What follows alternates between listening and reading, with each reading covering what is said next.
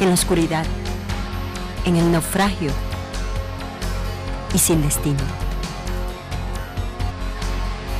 Andas buscando una palabra de iluminación.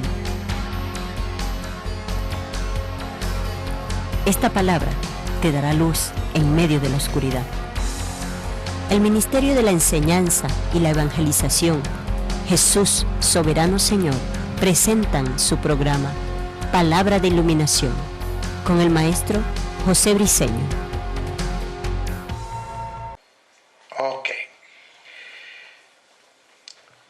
Esta es nuestra clase número 5 acerca de lo que es la sanidad en Cristo.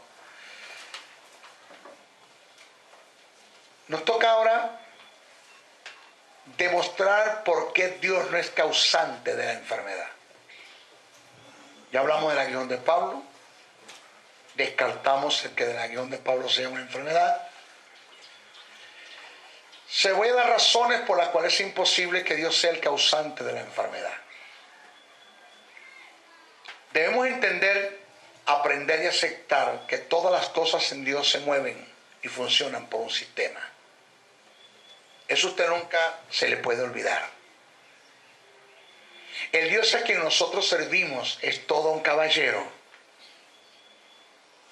Es un Dios de excelencia, de clase, de glamour, de estética. Él, quien Dios, todo lo hace tomando en cuenta una serie de principios.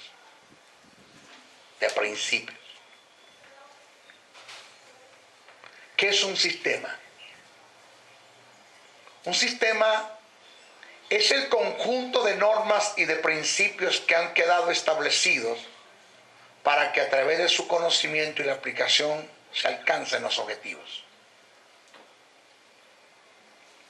Hay principios de reciprocidad, principios de correspondencia mutua, principios de liberación, principios de sanidad, principios de santidad, principios de autoridad, principios de finanzas.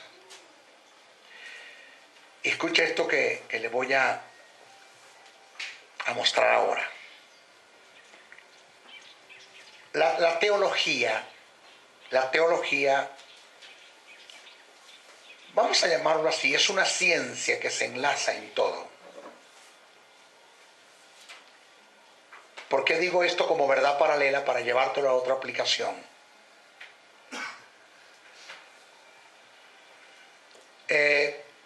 Por eso digo que nosotros como ministros competentes, Pablo habla de la competencia en el ministerio, de ser competentes, aptos, preparados e estrenados. Debemos ser polifacéticos en las Escrituras. Cuando hablamos de ser polifacéticos, estamos hablando de que no haya una área de las Escrituras que dejemos de conocer. Si usted como pastor o como maestro, una persona por ahí hizo unas críticas de mí y corrigió a uno de sus feligreses porque vino a mí a pedir un consejo y no fue a él. Según él, de sus feligreses no, a uno que está bajo su cobertura, lo que ellos llaman cobertura, manipular, intimidar, controlar y quitarle dinero a la gente. Pues le llamó la atención porque la persona vino a conversar conmigo y no con él. Y se lo digo así claro, el consejo de un maestro no es igual al del pastor. Hasta cierto punto tiene razón. El del maestro puede ser más profundo. Hasta cierto punto tiene razón.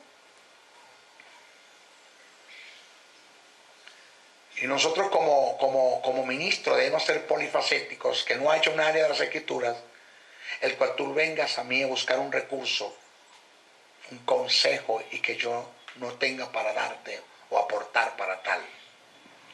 Que después de que tú me des una serie de informaciones, yo haga una diagnosis del asunto y te busque una solución de lo que está escrito en los principios del reino, para que tú tomes esos principios, los apliques, los vivas y tú salgas del problema, soluciones el problema y no que yo pase a ser parte de tu problema, sino porque cuando vienes a mí, entonces yo no tengo conocimiento en el área en la cual tú me estás presentando, porque no soy polifacético. Entonces yo te mando por donde está Dios. Bueno, vamos a orar a ver qué dice Dios. Espérate.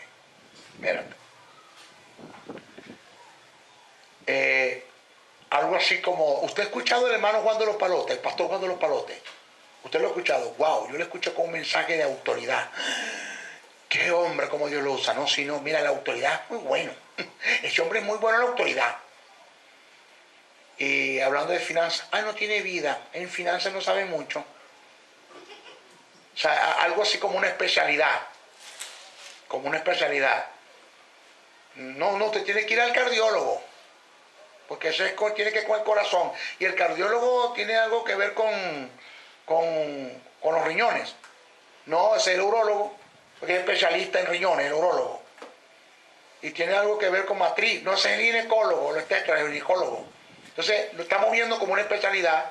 El pastor Juan de los Palotes es bueno en finanzas, pero Pedrito Pérez, que pastorea, también es bueno en esta autoridad. Pero por allá el hermano Francisco, que también es pastor, es buenísimo en sanidad, en neumatología. Pero no me hable del apóstol Cornelio, el que quiere por allá por arriba, para allá. Ese es bueno en cristología. No, yo soy bueno en todo, chicos.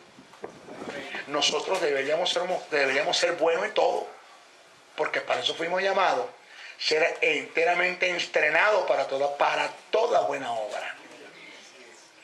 Que yo les quiero informar con esta verdad paralela que les mostré, en que la teología, en cuanto a vivencias, no en cuanto a que usted tenga conocimiento para aportar, sino en cuanto a vivencias, también debe ser polifacética en usted como vivencia. Es decir, jamás yo puedo presentar un tema completo, total, acerca de neumatología sin hablar de cristología. Yo tengo que tocar la cristología, aunque sea parte, segmentos, para poder explicar neumatología, porque esto se enlaza. Pero ¿cómo voy a enseñar un tema de sanidad en Cristo si no hablo de cristología, si tiene que ver con la obra de la cruz? Si tiene que ver con el Espíritu, porque el que sana es el Espíritu. Si tiene que ver con autoridad, porque esto es con autoridad, sometiéndose a los principios de autoridad, conocer el sistema de lo que es autoridad. Si tiene que ver con fe, porque esto es por fe. Entonces igual, ¿cómo yo pretendo o cómo pretendo de que Dios intervenga en mi vida en un área de la sanidad cuando yo no conozco lo que es autoridad? Y por no conocer quebranto los principios de autoridad. Sí me está agarrando lo que les quiero informar. Pero ¿cómo puedo solucionar un problema financiero si estoy quebrantando los principios de finanzas? Quebrantando principios que tengan que ver con autoridad, quebrantando todo lo que tenga que ver con sanidad. Porque el no vivir sano es un derroche financiero que se va por ahí porque van a estar al principio. Entonces, una cosa con la otra. No solamente se necesita el conocimiento polifacético como ministro y como feligrés para aplicarlo en la vida, para enseñarlo a la vida y enseñárselos a otros, sino también se hace falta para aplicarlos en la vida y para que esto pueda funcionar. Amén. De allí la gente que murió enferma creyendo que creían, y no creían, no tenían fe, estaban llenos de cibernética, de yoga, de ciencia cristiana, de positivismo, de acuerdo mental, de gente que sí tenían fe, pero que no conocían la paciencia y no se mantuvieron en fe, los tipos de paciencia, de gente que conocían la paciencia y la fe y la autoridad, pero que no conocían los principios de higienidad, lo que tiene que ver con la higiene y con el consumo de los alimentos, y así todo. Entonces, esto es algo donde yo debo, hermano, donde debo ser polifacético tanto en el conocimiento como para tener una polifacia, se puede decir eso también, en cuanto a la vivencia.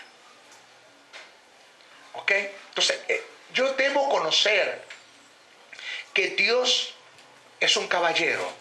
Dígame a eso, es un caballero. Mire, es un caballero. Dios no es un tirano, no es un cobarde, no es un ingrato, un desgraciado, un inmisericordia, un indolente, como para ponerle un cáncer a la hermana Petra en la matriz para que se muera esa vieja del cáncer. Eso no es Dios, esa no es la mentalidad de Dios. Eso no lo hace Dios nunca.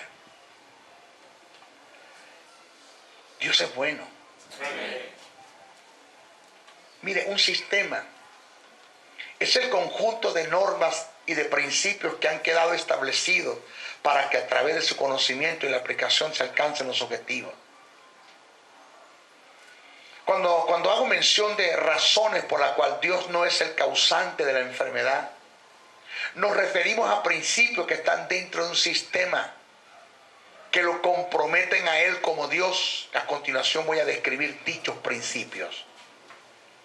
Vamos a ver, deme causa, deme razones. Primero, principios éticos y morales. Principios éticos y morales. Es todo aquello que compromete a Dios con lo que Él es por naturaleza. Mi hijo, escuche. Esto a usted no se le puede olvidar nunca. Principios éticos y morales es todo aquello que compromete a Dios con lo que Él es por naturaleza. Dios nunca va a hacer algo que esté en contra de lo que Él es. Él honra su naturaleza. Él honra su nombre. Hay un pasaje que le da fuerza a lo que decimos. Pablo escribe a Timoteo, el principio que está endógeno en la carta. Métetelo en el espíritu, Timoteo. Créelo, vívelo, confiésalo, actúalo, camínalo, digérelo. Escribe así Pablo, dice, cito, si fuéramos infiel, Él permanece fiel. Ahora escucha esto. Hermano, yo le he fallado tanto a Dios. No, es que Dios es infiel y tú fallas. No. Eso no es lo que dice el texto. Cuando la Biblia dice que si fuéramos infieles, Él permanece fiel, lo que quiere decir es que Dios es tan fiel en los principios del reino y los principios universales que Dios no puede evitar la tragedia que puede venir a ti por causa de quebrantar un principio. No le puede evitar. Tiene que darle curso a la cosa. ¿Qué hago yo?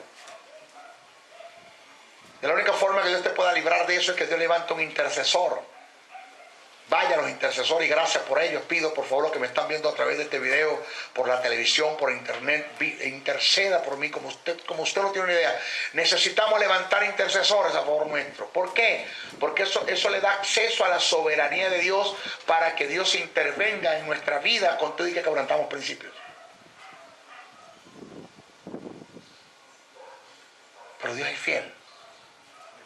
¿Qué Dios puede hacer si quebrantas un principio en cuanto al consumo de los alimentos y alteras los triglicéridos y alteras el colesterol y sobrepasas de un peso? Que no está bien, porque si yo mido 1,72, mi peso debe ser 80 kilos. Ahorita, gracias al Señor, nos metimos en una dieta, hemos rebajado 9 kilos. En un mes y 20 días rebajamos 9 kilos.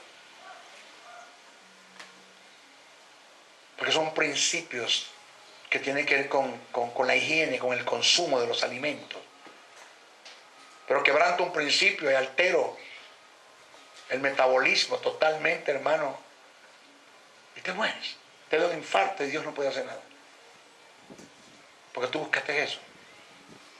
Entonces, si fuéramos infieles, Él permanece fiel. Óigase la fuerza del texto.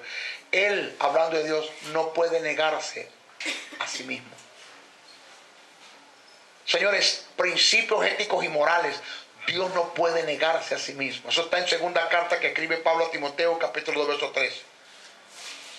El término negarse a sí mismo que aparece en el pasaje describe y demuestra la ética de Dios en forma endógena e intrínseca. La razón por la cual Dios no peca es porque Él por naturaleza es santo. Si pecar estaría en contra de lo que Él es por naturaleza. El pasaje dice, sino como aquel que os llamó es santo, sed también vosotros santos en toda vuestra manera de vivir, porque escrito está, sé santo porque yo soy santo. O sea, Dios demanda sanidad similar de ti como de Él. Y si Dios demanda que tú seas santo, es porque Dios sabe que tú puedes alcanzar un nivel de santidad. Otro ejemplo de su fidelidad es que Dios no tiene odio ni rencor porque Él es amor. Si lo hiciera estaría en contra de lo que Él es por naturaleza. El pasaje dice, porque de tal manera amó Dios al mundo que ha dado a su Hijo unigénito para que todo aquel que en Él cree no se pierda, mas tenga vida eterna. Juan 3:16. Otro ejemplo de su fidelidad intrínseca es que Dios no miente. Si lo hiciera estaría en contra de su naturaleza, ya que el texto sagrado afirma que de la verdad no procede la mentira. no os he escrito como si ignoraseis la verdad, sino porque la conocéis y porque ninguna mentira procede de la verdad. Ninguna procede de la verdad. No esperes que Dios te mienta, nunca lo va a hacer, porque Él es verdad. Al igual estos ejemplos de Dios, no puede proceder la enfermedad, porque en Él no hay enfermedad y Él es Jehová tu sanador. Ahora, pero perdóname, ¿cómo es que a mí no me cabe? Porque es que este es un problema grave, hermano. ¿Cómo es que a mí no me cabe de que Dios pueda pecar? ¿Cómo es que a mí no me cabe de que Dios pueda mentir? ¿Cómo es que a mí no me cabe de que Dios pueda odiar y tener raíces de amargura y rencor? ¿Cómo es que a mí no me cabe en esto? Y sí me cabe que puede enfermar. ¿Por qué me cabe una y las otras no me caben? Si Dios puede enfermarme, entonces puede odiar, puede tener raíces de amargura, puede mentir, puede pecar. Porque ¿qué diferencia hay entre que Dios puede enfermar a que no puede hacer las otras cosas? ¿Por qué una sí y la otra no? O lo que es bueno para el pavo no es bueno para la pava. Porque Dios puede enfermar, pero no puede pecar, no puede mentir, no puede tener raíz de amargura. ¿Por qué las otras no y otras sí? ¿Aló? ¿Por qué? Porque es una tradición, una maldición, como tradición que te han venido enseñando y que han venido afirmando con textos tergiversados y distorsionados de que Dios sí enferma en este tiempo y que Dios puede enfermar a la iglesia porque Dios permite la enfermedad a la iglesia y Dios prueba a la iglesia con la enfermedad. Y la voluntad de Dios que los creyentes estén enfermos. Eso es lo que se va a ir enseñando. Y como eso se ha hecho una tradición, pues ya lo digieres tan fácil, sin entender, sin comprender que eso que te dijeron viola y quebranta los principios éticos y morales en Dios. Y que Dios por mucho tiempo ha querido que alguien se levante y enseñe en contra de eso, porque yo no tengo culpa de eso. Yo no soy así. Ese no soy yo. Por eso es que Dios se sienta con Job, porque Job le atribuye a Dios todas las cosas malas y le atribuye la enfermedad, le atribuye lo que Dios le quitó. Al final del pasaje, Dios se le aparece a Job en un remolino, en un torbellino, y le dice: ciñe tus lomos y contéstame. En otras palabras, prepara el entendimiento para que puedas percibir lo que te voy a decir y me puedas responder después. Y Dios le demuestra a Job que las cosas y que las tragedias que vinieron no venían de él.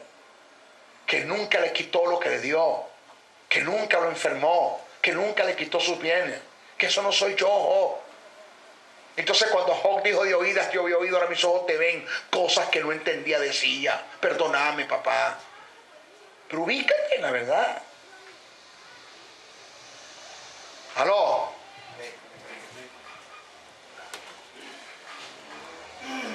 Señores, en el Antiguo Testamento Dios se manifestó a su pueblo con su propio nombre, agregado por lo que se conoce como los nombres redentivos. Estos se pusieron de manifiesto de acuerdo a unas circunstancias para cubrir una necesidad. Entre estos nombres perfila Jehová Rafa.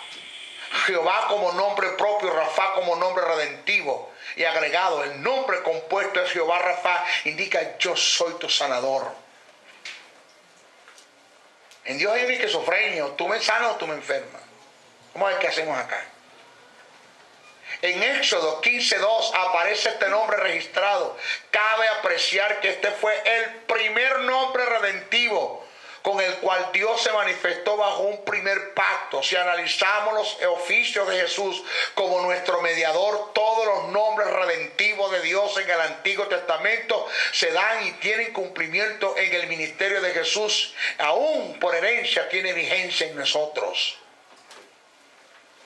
Yo soy Jehová tu Sakenum, tu Dios de justicia. El que no conoció pecado por nosotros lo hizo pecado para que nosotros fuésemos hechos justicia de Dios en él. Yo soy el Shaddai, Jehová Shireh, el Shaddai, el Todopoderoso, tu proveedor. Cristo es nuestra provisión. Yo soy tu sanador, llevó mi enfermedad a la cruz del Calvario. Todos los nombres redentivos de Dios en el Antiguo Testamento se cumplieron en el nuevo pacto en Jesús, para hacer una verdad en mí. Entonces no es que Dios me va a enfermar porque la gente dice que enferma honrando su propio nombre, honrando el sacrificio de su hijo en la cruz. ¿Qué broma es esta? En Isaías 53, verso 5, el verso curado que aparece en el texto viene del hebreo Rafa. Por lo tanto, el texto literalmente, y por su llaga fuimos nosotros, Rafa, curados. Es importante resaltar que en quien se produjo el dolor y el sufrimiento fue en Jesús. Y por ese dolor y sufrimiento nosotros fuimos, Rafa, curados. Quiere decir entonces que Jesús es mi sanador. En el supuesto negado que Dios colocara una enfermedad en mí, estaría deshonrando su propio nombre y estaría en contra de lo que Él es. Por lo tanto, toma en cuenta esta verdad. Siempre que Dios va a hacer algo, tiene mucho cuidado de no estar en contra de lo que Él es por naturaleza. Métete eso en la cabeza. 2, principios bíblicos espirituales. Estos principios son los que comprometen a Dios con lo que Él ha dicho y establecido en su palabra. Siempre que Dios va a hacer algo, tiene sumo cuidado en no contradecir lo que ha dicho y establecido. La Biblia da testimonio de que Dios es veraz en lo que ha dicho y establecido en su palabra. En Jeremías 1:12, y me dijo el Señor, bien has visto, porque yo apresuro mi palabra para ponerla por obra. El término apresurar del hebreo indica estar vigilante, lo que demuestra que Dios está como una atalaya vigilando con sumo cuidado para que su palabra se ponga por obra y se cumpla. Ay. Josué 21:45. No faltó palabra de todas las buenas promesas que el Señor había dicho a la casa de Israel. Todas se cumplió. ¿Cuántas? Todas se cumplieron. ¿Por qué tiene que faltarte una a ti? Todas. Primera de Reyes 8:56. Bendito sea el Señor que ha dado paz a su pueblo Israel conforme a todo lo que él había dicho. Ninguna, ¿cuántas? Ninguna palabra de todas sus promesas que expresó por Moisés, su siervo, ha fallado. Todas se cumplieron. ¿Qué te dice a ti que a ti te va a fallar esto? ¿Qué te dice a ti que a ti te va a fallar Dios? Mateo 24:35, el cielo y la tierra pasarán, pero mis palabras no pasarán. Isaías 48 dice, sécase la hierba, marchítese la flor, mas la palabra de Dios nuestro permanece para siempre. Son verdades. Son verdades. Mire, estuve leyendo la vida de Pablo, el famoso escritor Sarah Swindoll. Ya terminé la vida de Pablo. Muchas cosas me conmovieron, pero hubo una de ellas que las había leído en el libro de los Hechos, como muchos evangélicos que leen pero que no estudian, no detallan. Y Pablo pasó por un tipo de huracán llamado Herocleidón. Eso fue en el mar Adriático. Pero según el testimonio que da Charles Swindoll, todavía ese fenómeno se presenta en ese mar. Son el encuentro de 4 olas de viento que se consiguen y forman un remolino. Y levantan olas de 15 metros, que equivalente a 3 pisos de un edificio. Con un mar turbulento. 14 días tenían sin comer, porque ¿quién va a comer tan preocupado a la deriva? Sin timón, sin velas. El velero todo se rompió, la guía del viento se destruyó todo, brújula, no había estrellas, un mar ennublado, día y noche, ubíquese. Día y noche, 14 días. Fue tanta la angustia que había que Lucas escribe las expresiones de Pablo. Pablo expresa y dice: perdimos la esperanza de vivir. Perdimos la esperanza de vivir.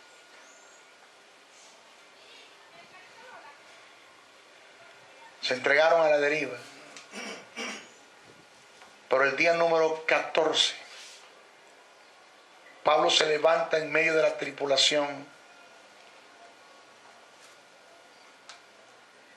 y le dice a todos los que estaban: no temáis, porque el ángel del Señor a quien yo sirvo se me presentó y me dijo: no temas, Pablo, porque ni tu vida ni la vida de los que están contigo van a perecer. Solamente se perderá la embarcación, porque es necesario que tú testifiques de la palabra en Roma. Por tanto, dice Pablo, comamos, que ninguno va a morir. Y dice que desde ese momento empezaron a comer. ¿Qué fue lo que mantuvo a Pablo? Dígame, ayúdeme a predicar, que se me olvida. Una palabra que recibió de Dios. Amén. Solo cuando te aferras a una palabra que Dios te da, es como un ancla. Dice que Jesús es como un ancla que entró al lugar santísimo y que de allí clamamos con nuestras oraciones y demandamos nuestras promesas y bendiciones. Son escuchadas. Anoche oré con mi familia, con mi esposa, con mis hijos, y en la casa donde estoy, con lágrimas en mis ojos, le dije a Dios: Señor, una sola cosa quiero: no permitas que mi fe mengue. No permitas que mi fe mengue. Que pase por donde pase. Que aun si yo tengo que tener fe para morir, morir en fe, pero nunca viviré dudando de ti. Ayúdame a que mi fe no mengue. Ayúdame.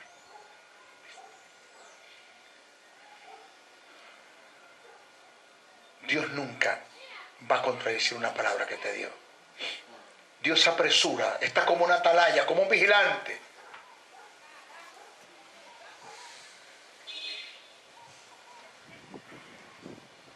Dios está esperando.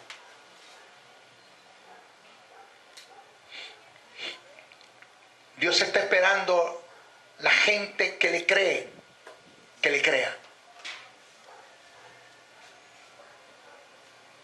Y que en medio de las turbulencias y las persecuciones y los ataques y las enfermedades y los problemas económicos, cualquiera que sea el conflicto, tú puedas tomar una palabra y decirle al diablo y a las circunstancias: escrito está.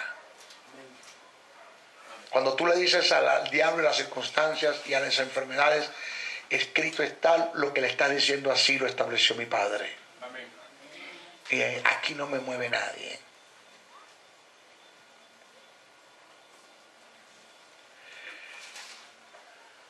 Cuando tú dices: escrito está, Dios le da un codazo a Cristo en el cielo, que está a su diestra, y le dice: dime qué es lo que yo dije.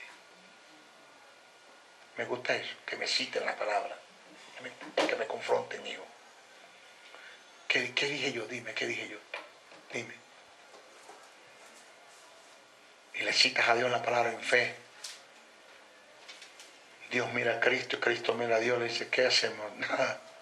Ya citó la palabra, la cree. Dile al Espíritu Santo que haga la obra.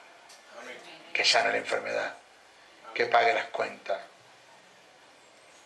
Que resuelva el problema. Amén. Que lo saque del conflicto. Sácalo ahí. Y van a haber milagros. Amén. Y van a ver, mira, la intervención de Dios va a venir a ti, que vas a ver lo sobrenatural, lo sobrenatural, que un mundo lo ve sobrenatural.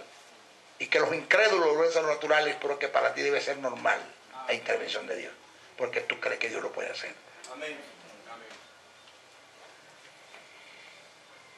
sea, no es tener un conocimiento intelectual de Dios, sino conocer a Dios. Dios te va a llevar a conocer. Dios te va a llevar a conocerle. No sé cuántas veces tiene Dios que agarrar el barro, construir y partir y volverlo a agarrar, construir y partir. Porque hasta que Dios no termine en ti la obra, no te va a soltar. No te va a soltar. Bien nos queda la canción de Alex Campos. Te saludo, hermano, si me estás viendo. Al taller del maestro vengo. Cincel, martillo, fuego, golpes. Pero Dios no te va a soltar hasta que no termine en ti la obra. Porque el que comenzó en ti la obra la va a perfeccionar.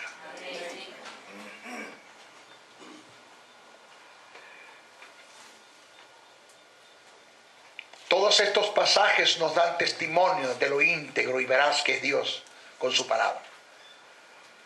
Si Dios me enferma, estaría violando su propia palabra y quedaría como un farsante y un mentiroso, ya que en su palabra está registrada la sanidad como parte de la regeneración del hombre, siendo la sanidad su herencia y su legado. En Isaías 53, versos 4 y 5, y en primera carta que escribe Pedro 2:24, quedó establecido que fuimos sanados en la cruz del Calvario. Ni siquiera Dios puede retroceder lo que Él mismo hizo y estableció. Ni siquiera lo puede retroceder. Uno de los principios que debemos tomar en cuenta, que tienen mucha fuerza, que su palabra rige el universo. Oiga, su palabra rige el universo. La Biblia dice: quien sustenta todas las cosas con la palabra de su poder. ¿Sabe cómo se llama eso, Ronald? Un milagro continuo. Milagro continuo. Porque una cosa es que tú tengas problemas con la insulina porque no tengas páncreas. Y yo le ore a Dios por el poder del Espíritu y Dios te hace el páncreas. Eso es un milagro creativo. Y otra cosa es que tú mantengas en tu sangre la insulina que necesitas y no tengas páncreas. Se produjo un milagro continuo. Micras o milésimas, debo decir, milésimas de segundo. Dios mantiene en ti el milagro. El universo es un milagro continuo. Día y noche Dios da la orden para que el sol salga y sale. Las estrellas están. Los planetas no se unen uno a otro. No hay cordel. Dios le dijo a Job: ¿dónde están los cimientos de la tierra? ¿Quién le puso base y fundamento a la tierra? Búscamelo. ¿Dónde está la base, las cabillas, el cemento, la arena, la piedra para sostener la tierra? No lo hay. Yo sustento el universo con mi palabra. No te voy a sostener a ti que estás dentro del universo. Yo lo sustento. Yo lo hago.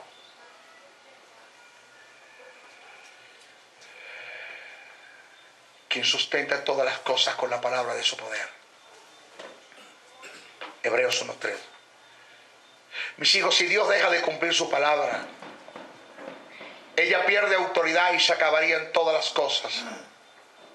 Entraríamos en un caos total porque ella sustenta el universo. Por esta causa es imposible que Dios proceda, es imposible que de Dios proceda la enfermedad,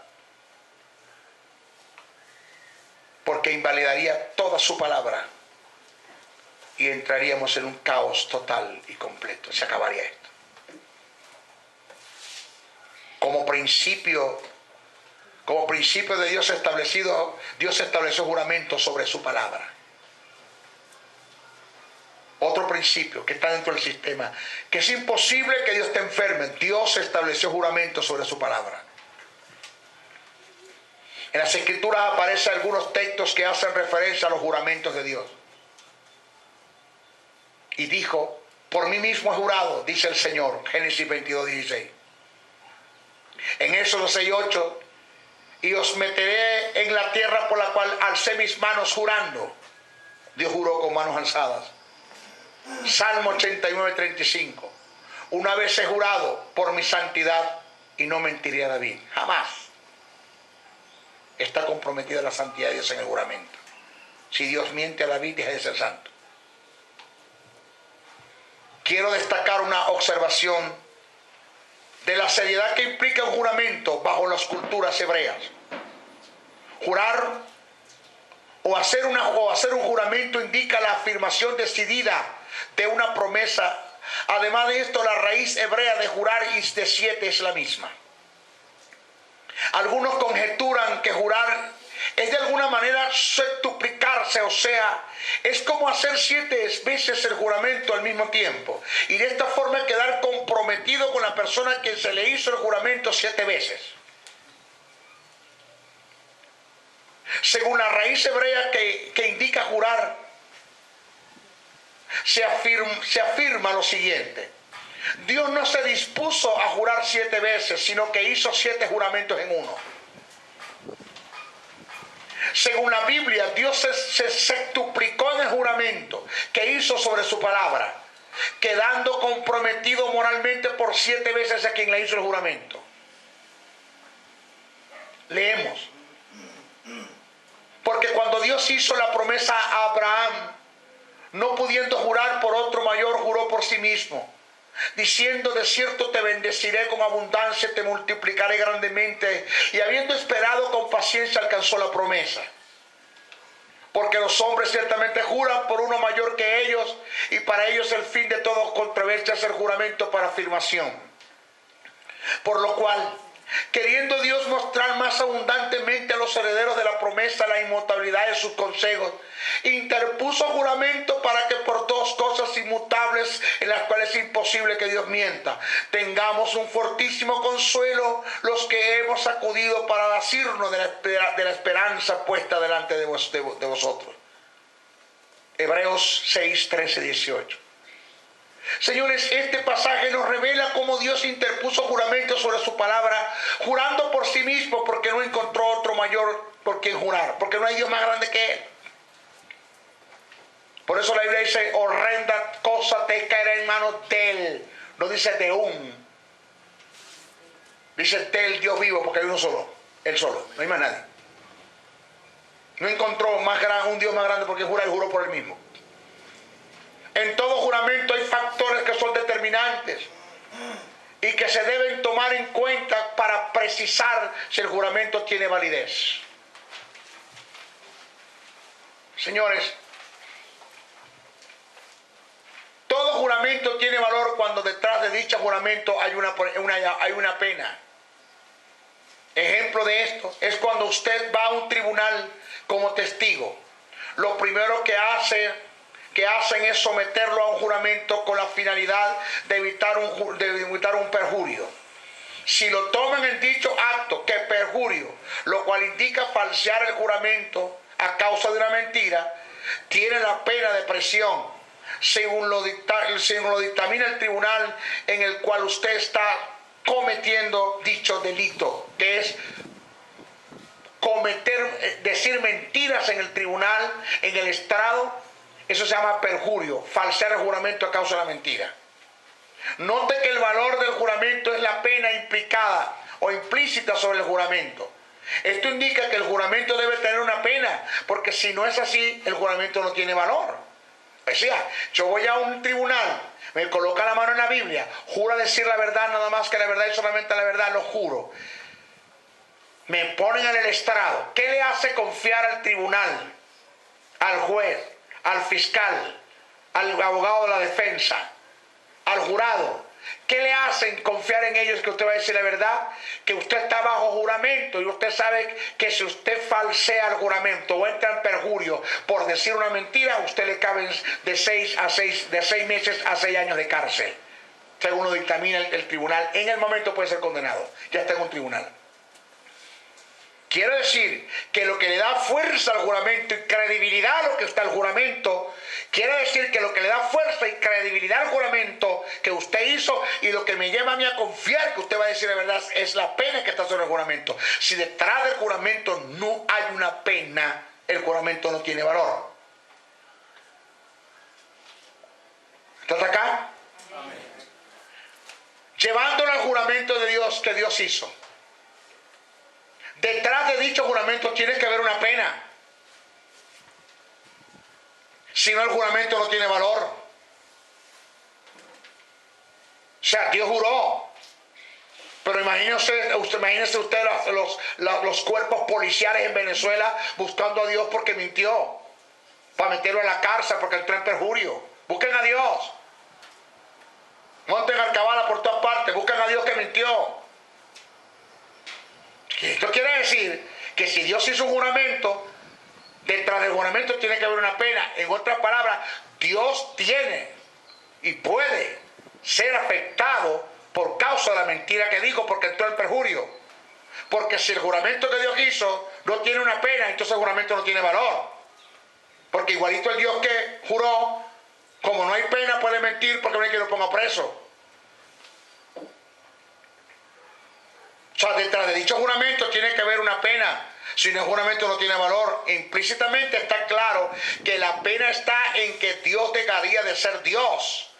Porque Él está incluido en el juramento. Es decir, Dios es la garantía de dicho juramento. Porque no consiguió un Dios o alguien, un Dios más grande por quien jurar, juró por Él mismo. Indica que Dios está comprometido con el juramento. Y si Dios no me cumple su palabra, está entrando en perjurio y Dios dejaría de ser Dios porque Él es la garantía del juramento. Jesús dijo en Mateo 23, 20, 22, el que jura por el trono, jura por el que está sentado en el trono. Y el que jura por el que está sentado en el trono, jura por el trono mismo. Esto a su vez indica que con el juramento que Dios hizo, no solamente estaba comprometiéndose a sí mismo, sino también el trono en el cual Él está sentado. Estas son verdades que nos deben crear conciencia para entender de una vez por todas que según este principio de juramento, Dios no es el causante de la enfermedad, ni puede enfermar a nadie. Porque no solamente Dios se pierde si no cumple su palabra, al no cumplir, al entrar en perjurio, sino que se pierde el trono, porque el que jura por el que está sentado en el trono compromete el trono mismo. Dios juró por él y el trono está comprometido. Si Dios se pierde, el trono queda vacío. ¿Quién cree usted que lo va a agarrar? ¿Satanás? ¿Usted cree que Dios va a arriesgar su trono por no cumplir una palabra? ¿Quién eres tú para decirle a Dios mentiroso? El que no cree lo que Dios ha dicho dice que Dios es un mentiroso. Dice la palabra. ¿Y quién eres tú para cuestionar la palabra de Dios?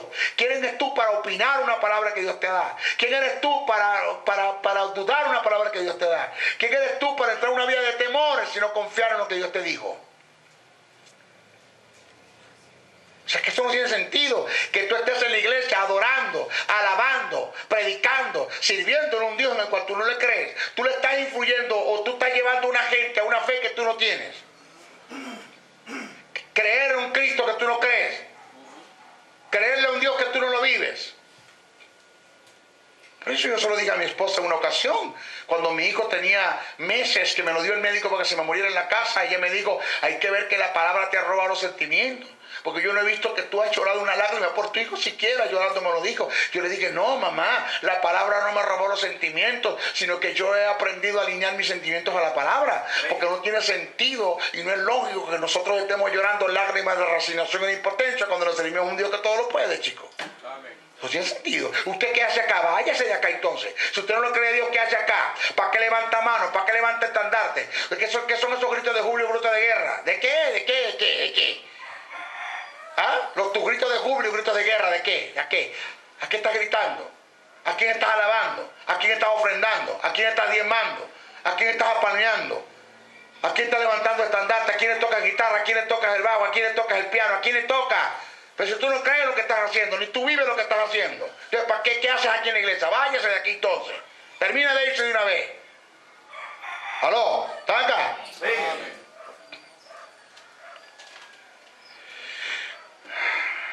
Bueno, la próxima clase hablamos del pacto de regeneración como principio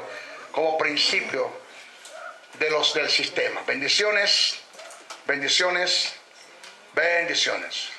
Si has sido bendecido a través del mensaje transmitido en este programa, comunícate por los teléfonos 0058-416-860-7602, 0058-414-9992 o al 0058-261-737-3387. Escríbenos a los correos electrónicos josebriceno77@hotmail.com, Jesús Soberano 77 @hotmail.com. Y si deseas seguir disfrutando de estos mensajes, ingresa a nuestro portal web maestrojosebriceno.blogspot.com.